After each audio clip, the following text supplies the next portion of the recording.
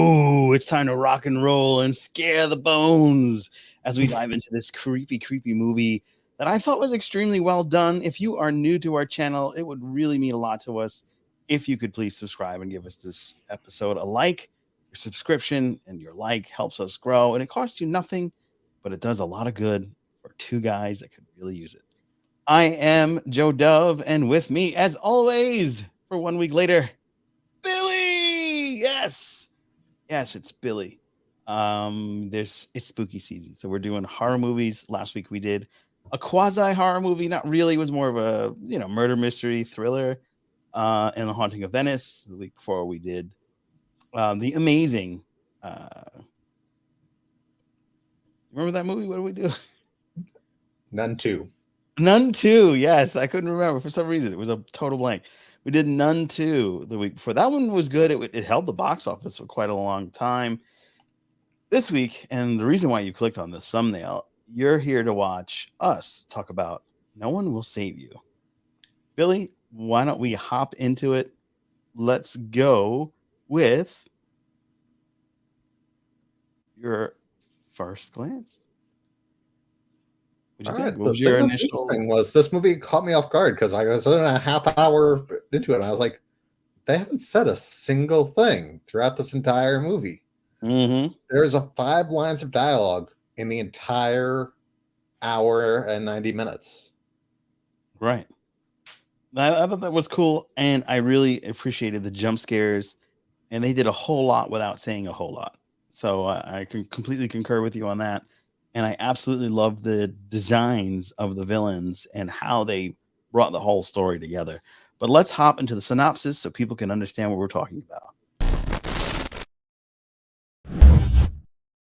Economically established Bryn's world at the start as she lives alone in a lovely but remote house and sells homemade dresses online for a living. The townspeople seem to hate her, but Bryn braves their animosity until just a few minutes in, a nightmare alien invasion threatens her existence. That is your synopsis. I I like that a lot, but let's see who's in it. So we've got a cast of a lot of newbies. We have Caitlin, was it Dever? Yep, Dever. Dever, yeah, Caitlin Dever, Elizabeth Koslov, Lauren Murray, Zach Donahue, Geraldine Singer, Dane Rhodes, Evelyn Rose, Daniel Ringmere, Darylyn Griffin, Gabriel Borderline, Emily White, and Taj L. Jackson.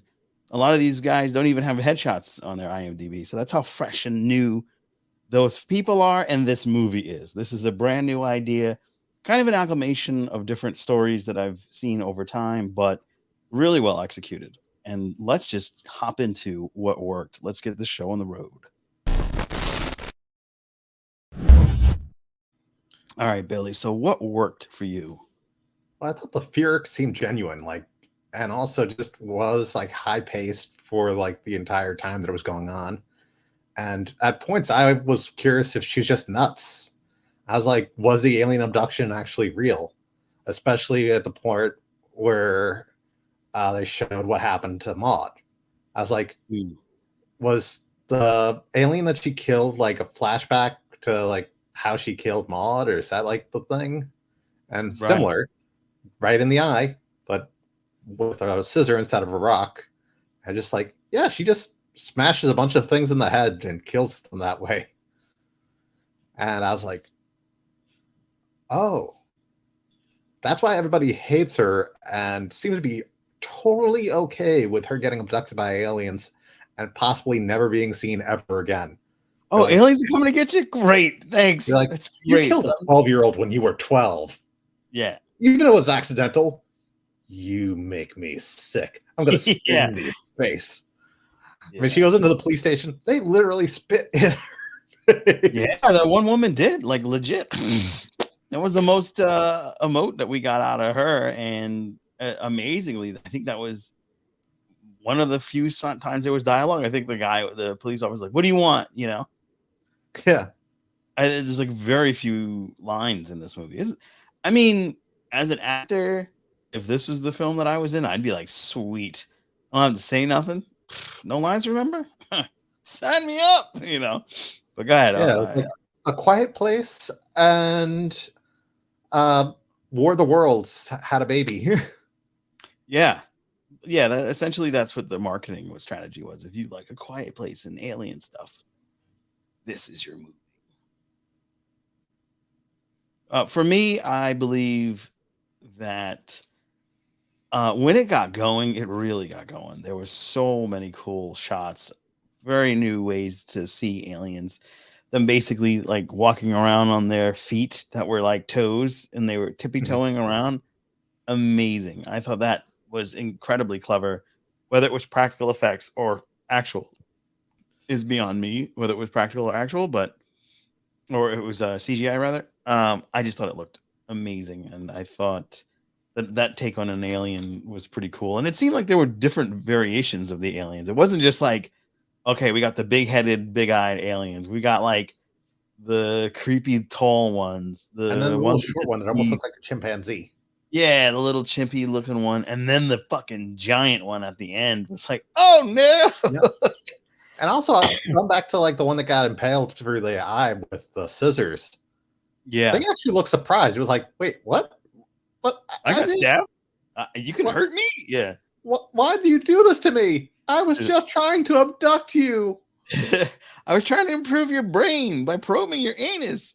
This was gonna work so well. Uh, So, ouch. yeah, yeah. I thought the effects were incredible. Like the brutality of her falling out of the window and jumping, and then the that scene where she comes across the overturned postal truck and just all this stuff going absolutely bananas. I thought was great. The aliens that we were talking about is the tall one. Yep. And Super contortionists cool. are always creepy. Yeah, anytime you got something creepy like that, like oof, oof. But like it was crazy because it was as big as their house. And then it like kind of like walked around the house and gave her those creepy looks with them big ass eyes going, I'm gonna creep you out, little girl. You know, it was just marvelous. I thought that was very well done. There is some controversy with this, and that's what we'll get into next. But one other thing that I really liked was the lack of dialogue and seemingly no reason to really delve into it. I was thinking maybe she was deaf, and I think that that would have been a total ripoff of A Quiet Place. So they just didn't go with that explanation. It was just she's ostracized from the town because of the things she did. But And she again, I does thought it was talk. I cool. mean, like she, as I said, she has like 5 lines of dialogue, but she's Yeah, just she's just talking. traumatized. And Yeah, that's interesting that it's all just trauma from being a child killer. yeah. Kill, kill, kill, cha, cha, cha. All right. Well, we talked about what worked. Now let's get into didn't work. All right. For me, what didn't work in this film, ironically, was the set design. It felt like it was in the 70s and some of the cars were modern. So I was like, what year is this? Because the way her clothing was, the housing, a lot of the way the sets, even the town, it just seemed And the like it was soundtrack out. too. Yeah, and the soundtrack, it seemed like it was out of time. But she's listened to oldies, probably because that was copyright free, so they didn't have to pay any musicians for anything. But Either that or she's supposed to be like Zoe Deschanel or something. or she was Zoe Deschanel. Whatever happened to Zoe Deschanel? Is she okay? I don't Zoe, know. if you're okay, comment below. Let us know you're okay. We want to hear from you. We always thought you were like a wish Katy Perry, you know, for sure. And beautiful, just as beautiful as Katy Perry. Anyway, what like I said, what didn't work for me was it was very hard to distinguish the time period this was taking place. And some of the story when it came to what happened, what this girl did was kind of almost hearsay. Her visiting graves and everything was kind of awkward. It's like, well, if you done murdered somebody, good or bad, you know, a mistake or purposeful, not a good idea to go visit the grave. You know, that kind of was it was a weird little moment for me. Um, and I thought that the worst thing is the most controversial thing, and that's the ending. I thought that ending was very weird. It really gave you no understanding of what happened. My assumption is that the aliens took her and gave her a paradise, but only in her mind.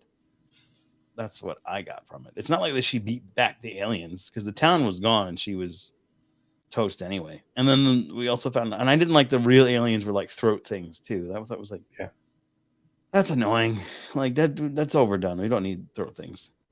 But Billy, your time to shine, buddy. What did you think what didn't work for you?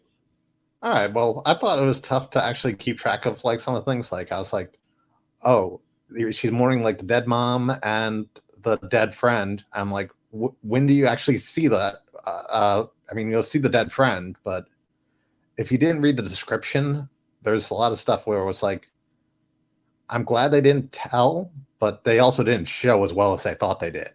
Mm-hmm. And there's a lot of stuff that you see in this plot synopsis that is there that you're like, when did I see that? Yeah. Yeah, there was no whole discussion of like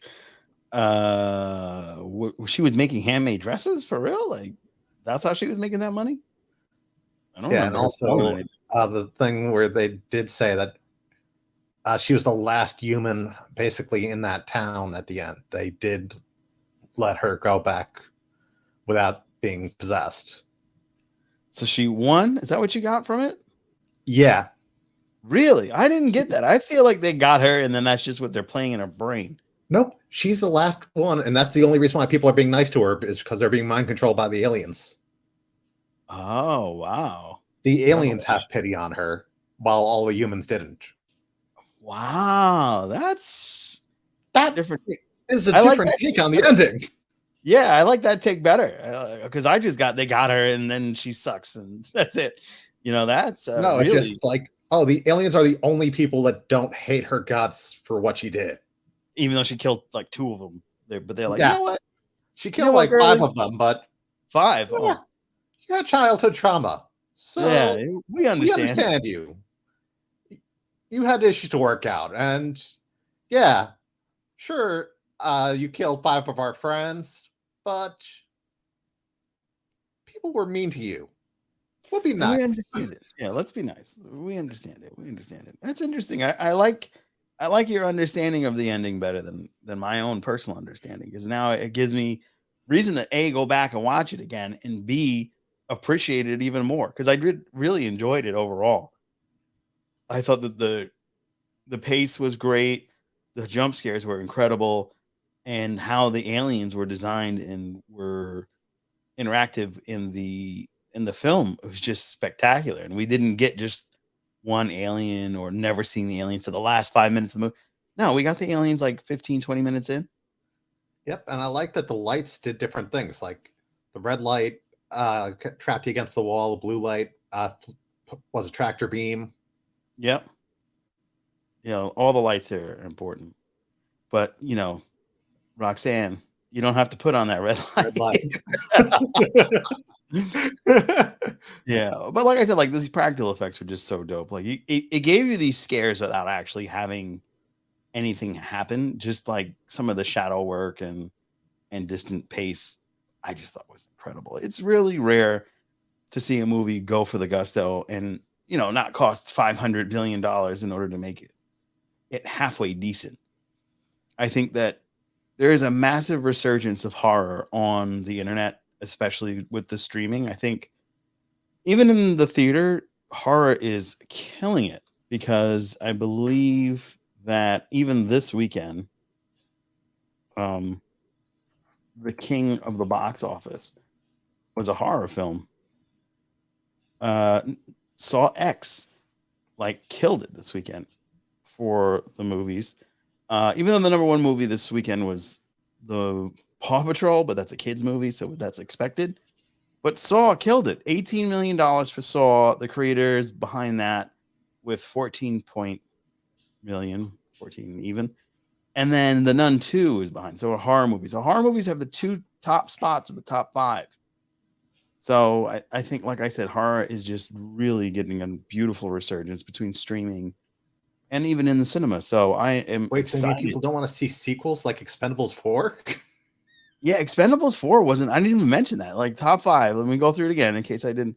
Paw Patrol is number 1, 23 million. Saw 10, is that 10 now? Yep, 10. Jesus. Saw 10, 18 million, not too far behind. The Creator, number 3, 14 million. Nun 2 got 4.7. And then The Blind got 4.1. So, though there's a big drop off between the top I don't three. even know what the hell's The Blind. The Blind, I can tell you if you're interested. The Blind, long before Phil Robertson was a reality TV star, he fell in love and started a family, but his demons threatened to tear their lives apart. This is the true story that started a dynasty. So yeah, I didn't really get anything from that synopsis, but it sounds like it's a movie, And that's in the top 5. and it's in the top 5. Yeah. So yeah, pretty crazy. I'm a little upset that The Creator didn't do better. That looks so good. It was one of our best trailer reactions back when we used to do that, and I just thought it looked.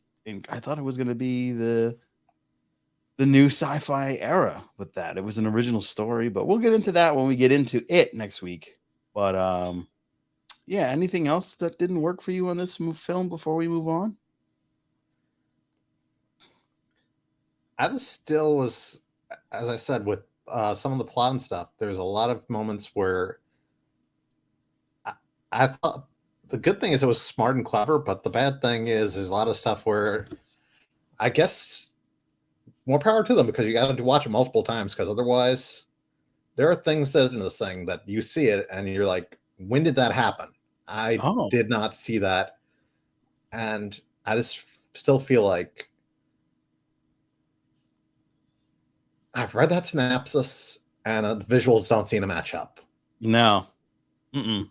I don't remember her selling a Naria 1 dress. I remember her having like sewing equipment, but I don't remember her going to town selling any dresses. Yeah, I thought she was one of those people that makes the model towns or something.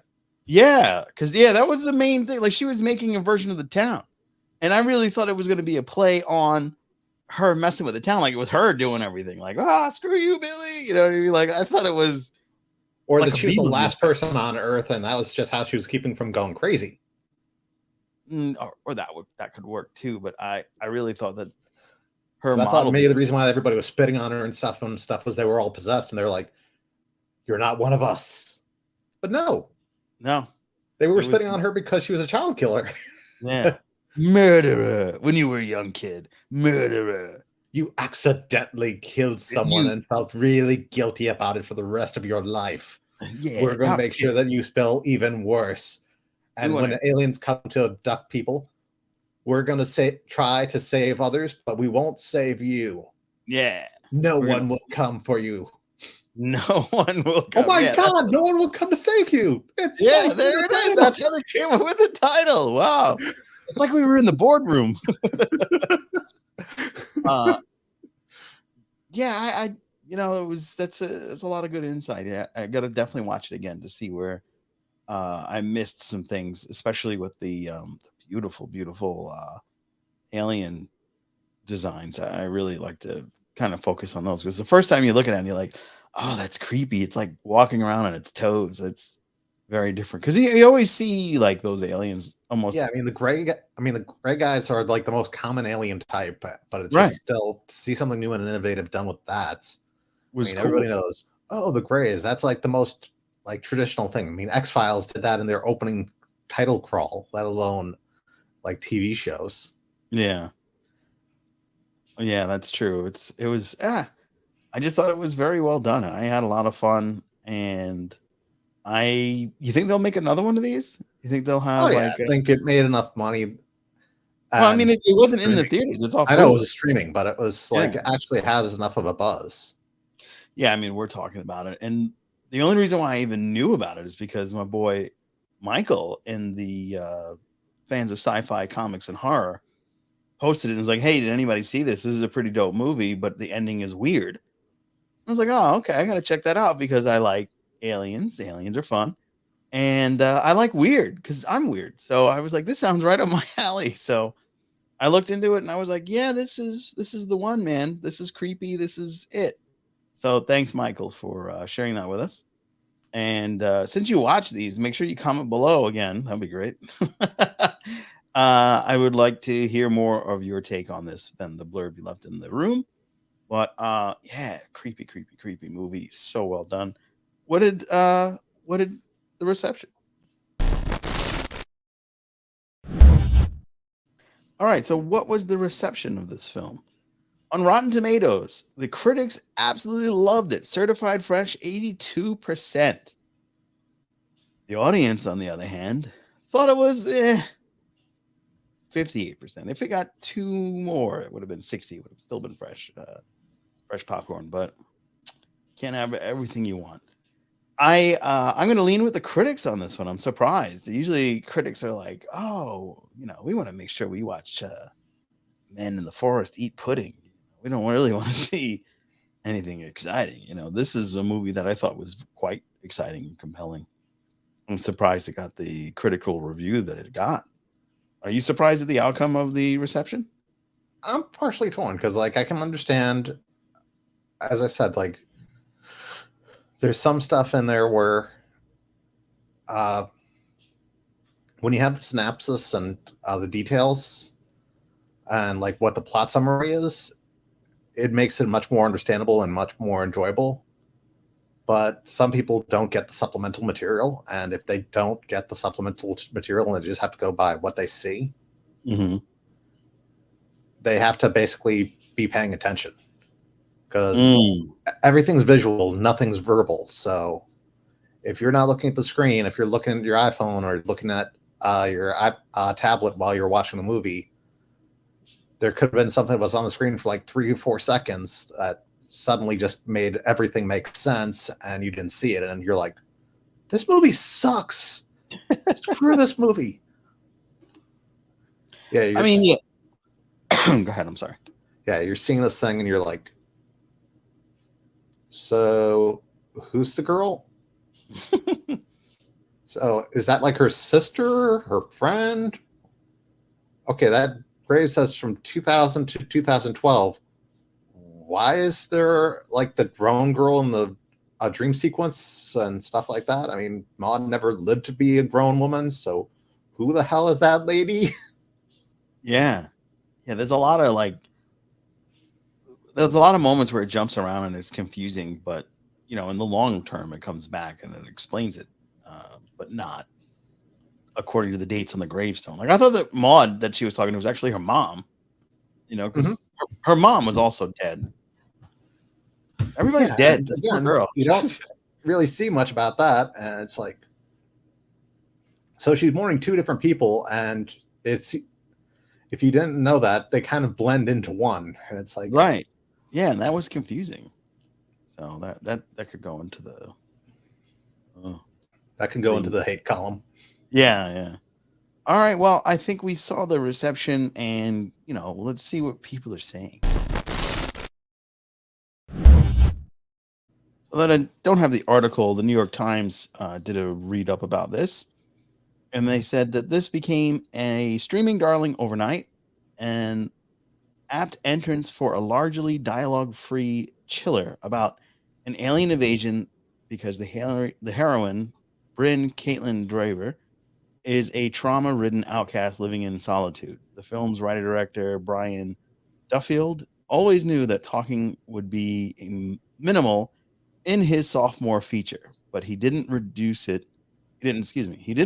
it till later and just how sparse it would be. I got like halfway through the script and said, "Nah, let's not have that." Interesting. Uh, like he said, and like the article said, this became an instant sensation overnight. This was everybody was talking about it as soon as it came out on September 22nd on Hulu, and I think it's just cause. I think they're absolutely right because this really, even in our own discussion, it's going to make me want to go back and watch it again because there's some things that I missed and some moments that I think maybe I sneezed, maybe my dog jumped on me or something, but I think it's important to go back and look at it so I can catch them and give it another go because now there's your version of your interpretation of the ending that makes me like, oh, maybe watch it again in more detail and maybe I'll get something else. So what is your let's get into our final glance.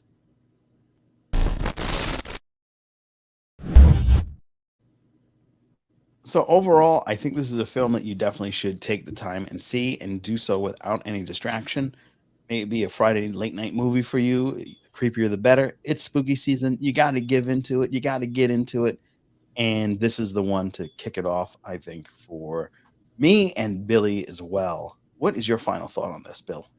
My final take is, well, if you've watched our review, watch this movie with somebody that doesn't watch our review, and then watch us afterwards. On And their just see, account. So we have two views. yeah. But just with the two of you, just tell us what you thought of the movie. The person that knows what the story is based off listen to us, or the person just watched into blind. Yeah. And just see, like, what do your reviews do? Do you like the thing more because you had us explain it to you? Or do you hate it just like the other person where they're like, I don't know what the fuck I just saw. Screw these guys. Like I said, I think this is a darling movie. I like your explanation. I think explaining it the way you did, the ending, makes me see the movie in a different light and makes me want to go back and watch it again. As I've said multiple times in this video, and this podcast, I think that it's important to really see it without any distraction, because I was doing some work for work. I guess, folks, I have a job. I don't make any money off of this, but like I said, it You're getting is. paid? No, you're getting paid, not here. um, yeah, I think it's going to be a lot of fun, and I think that it really, I think you'll really appreciate us afterwards for seeing this movie, and especially Billy's explanation. So, like he said, you introduce it to someone after watching this, and then have that someone watch this too on their own account, not on your account. We don't want double views on it. We want it separate. So, yeah, that's a great idea. Make sure you do that and share it with your friends afterwards. It means a lot. It means a lot to us. Yeah, just like the aliens. Spread it. Yeah. Just regurgitate it out in. Yeah. And then put it in somebody else's mouth. That's what we want. Yeah, let's do it. Just like a baby chick. We're the mama birds taking the information. Cough up the alien then, hairball and just throw it in their mouth. Throw it in their mouth. That'd be perfect. It probably won't taste good, but that would work pretty well. So I highly suggest you do that. That is going to wrap it up for me. Is there anything else after the final glance of this film that I thought was fantastic? A very good job with aliens on this, totally. And the good thing was, even with the normal people, they were just so creepy that you didn't know who was possessed and who was just really an asshole. Yeah, you're right. There was a hard line between alien possession or dickhead. It was like, And that's the fun thing. The only reason why you knew that the aliens won at the end was because people were nice. Which I didn't get the first time. So kudos to you for catching that. That's dope. But wait, what's the agreement with the aliens now? Are they going to come back and be like, hey, how's everything going? Or are they done? Like, well, maybe that's the to live with the puppet people. Yeah, they're all puppet people. And they're like, because like after a while and the aliens leave, the puppet people are going to either like kind of go back to their own thing, maybe throw up the hairball, the alien hairball. Like, there's a lot that could happen. There's good future speculation there. Yeah, so they have room for a sequel. Yeah, maybe they do. Maybe they see. The more you talk about it, the more you get out of it. This is 1 week later. We're talking about the amazing new film from last week. No One Will Save You, but we will save you from all of the confusion. And just be sure you pass this along to your friends. Remember, chew it up and regurgitate it, and then let them watch it on their own, like the good little birdies they are. I'm Joe Dove. This is 1 week later, and always with me is my co-host, Billy Boy. All right, guys. Until next time. Peace.